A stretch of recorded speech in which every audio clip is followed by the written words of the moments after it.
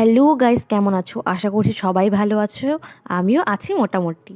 তো অনেক দিন হলো ভিডিও দেওয়া হয় না, কারণ অনেক প্রবলেম, অনেক কিছু ভালো সব কিছু নিয়ে চলছে, অনেক কিছু ঝামেলার মধ্যে দিয়ে যাচ্ছি, যার জন্য ভিডিও দিতে পারছি না।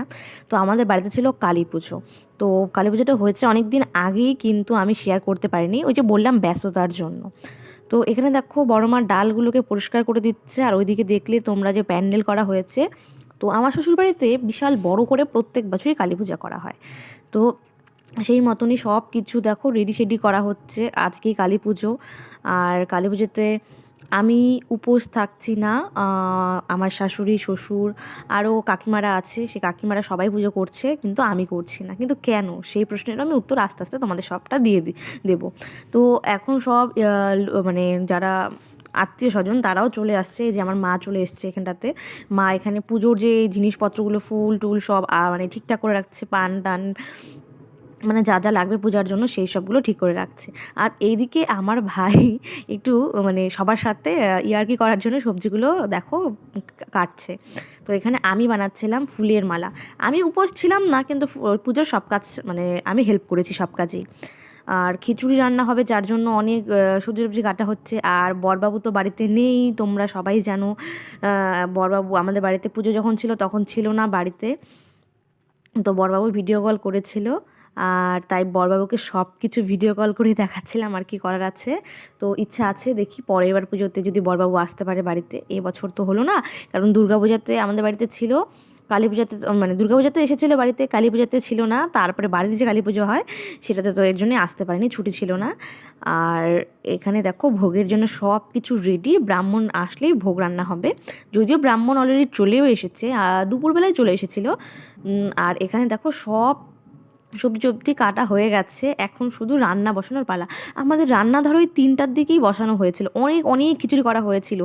ইনভাইট ছিল তাও 400 লোকের মতো এরকম ইনভাইট ছিল, মানে আমাদের পাড়ার যত লোক। তারপরে আমার বাপের বাড়ির আত্মীয় স্বজনরা, তারপরে আরও যে আছে আমার মামা শ্বশুররা, মানে আমার শাশুড়ি মায়ের বাপের বাড়ির লোক, শ্বশুরমশাইয়ের, মানে আমাদের ফ্যামিলি সবাই, অনেক বড় ফ্যামিলি হলে যা হয় সবাই ইনভাইট ছিল।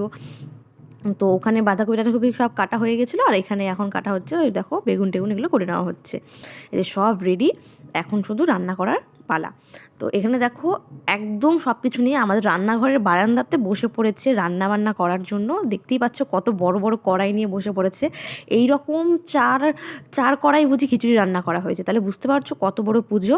আর আমি অনেক সমস্যার মধ্যে দিয়ে গেছি, আস্তে আস্তে তোমাদের সে সবটাই শেয়ার করব। আর আমি পুজো করতেও পারিনি, মানে মা মা কালীর যে মন্দিরের সামনেও যেতে পারিনি, কিন্তু পুজোর কাজ সব করেছি। কেন করতে পারিনি তোমাদেরকে সবটাই শেয়ার করব। তো এখানে সব দেখো রান্নাবান্নার হয়ে গেছে, আমি হব এবার রেডি। আর আমাদের বাড়িতে পুজোতে খাওয়া দাওয়া দেওয়া হয়েছিল ধরো 8টার থেকে দেওয়া হয়েছিল, আর ব্রাহ্মণ মশাইও খুব তাড়াতাড়ি চলে এসে ভোগ রান্না করেছিল, আর এখানে পুজোতে বসে গেছে। আর তোমরা যদি ভাবো যে এই যে তুমি পুজোর এখানে এসেছো, এই ভিডিওটা আমি অন্য কাউকে দিয়ে করিয়েছি, আমি ঠাকুরের সামনে শ্বশুরবাড়িতে প্রথমবার কালী পুজো, তাও থাকতে মানে এমনি সব কিছু ছিলাম, পুজো করতে পারলাম না, এটা একটা সত্যি কষ্টের ব্যাপার। তো চেষ্টা করবো পরের বার যাতে হয়। আর তোমাদের সাথে অনেক অনেক অনেক কিছু শেয়ার করার বাকি আছে, অবশ্যই শেয়ার করব। আর এখন থেকে চেষ্টা করব ডেলি ডেলি ভিডিও দেওয়ার।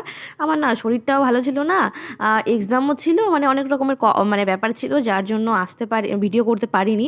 আর এই ভিডিওটা যেহেতু আমি এখন এডিট করছি ভিডিওটা, তো আমার বর কালী পুজোর পরেও একবার বাড়িতে এসেছিলো, আমি তাও কিন্তু ভিডিও করতে পারিনি। একটা হয়তো ভিডিও আছে, একটা কি দুটো ভিডিও আছে, সবটাই তোমাদের সাথে শেয়ার করব। তো এখন হচ্ছে আরতি, আমাদের পুজো যখন শেষের দিকে প্রায়, তখন হচ্ছে সবাইকে প্রসাদ দেওয়া হয়েছিল, খিচুড়ি টিচুড়ি দেওয়া হয়েছিল, কারণ আমাদের পুজো লেট করে প্রসাদ দেওয়া হয়নি, কারণ সবাই অনেক দূর দূর থেকে এসছে, তাদেরও যেতে হবে। তো দেখতে পাচ্ছ ওদিকে প্রায় আরতি শেষের দিকে, আরতি হবে, আর তারপরে হয়তো অঞ্জলি হবে, তারপরে হচ্ছে তোমার পুজো শেষ। তো এদিকে কিন্তু সবাইকে খেতে দেওয়া হয়ে গেছে অলরেডি। তো রাত 11টা অবধিও প্রসাদ বিতরণ হয়েছে। আর এখন নিয়ে দেখো পূজা হয়ে গেছে, বাবা এখানে ঠাকুরের যে মেন, এটা তো আমাদের বাৎসরিক বাড়ির পুজো, তার জন্য এটা হয়তো নিয়ম, আমি জানি না, এই প্রদীপটাকে ঘরে নিয়ে আসলো যাতে প্রত্যেক বছর পুজোটা করতে পারে। আর এদিকে কিন্তু আমি রেডি হয়ে গেছি, ভিডিও আগে করতে পারিনি, ভিডিওটা পরে করেছি। তো আমাকে কেমন লাগছে প্লিজ কমেন্ট করে জানিও, বাড়ির পুজো বলে কথা। তাই এই শাড়িটা পুজোর শাড়িটাই পরেছি। আজকের ভিডিওটা এই অবধি। যদি ভালো লাগে প্লিজ লাইক করে দিও, আর চ্যানেলে নতুন হলে প্লিজ সাবস্ক্রাইব করে দিও। পাশে থাকো, অনেক অনেক ভিডিও আসতে চলেছে নতুন নতুন নতুন।